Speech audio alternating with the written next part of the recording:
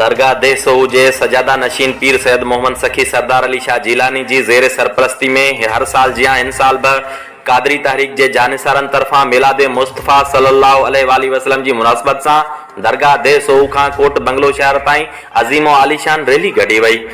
Rally की सदारत पीर सैयद अकील अहमद शाह जिलानी, सैयद अमन रज़ा Shah Jilani, Syed Ejaz Ali Shah Jilani, town committee कोडीजी के चेयरमैन एहसानुल्लाह खासकेली, गुलाम मुस्तफ़ा बुगटी, अली मोहम्मद चन्ना, गुलाम मुस्तफ़ा गोपांग, निज़ामुद्दीन भुट्टो, मौलवी मोहम्मद सालेह कांदड़ो समेत बियन कई। रैली 16 चौक ते पहुती तो मुख्तलिफ़ जगहन ते मिलाद मुस्तफ़ा जी आमन की खुशी में केक काटिया विया ऐं शरीक थींदड़ अॻवाननि मथां गुलनि जी वर्खा ऐं गुलनि जा हार पाराया विया।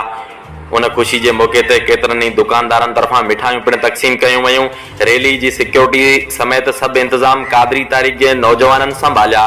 तारीख लबैक के कारकुनन की भरपूर शिरकत।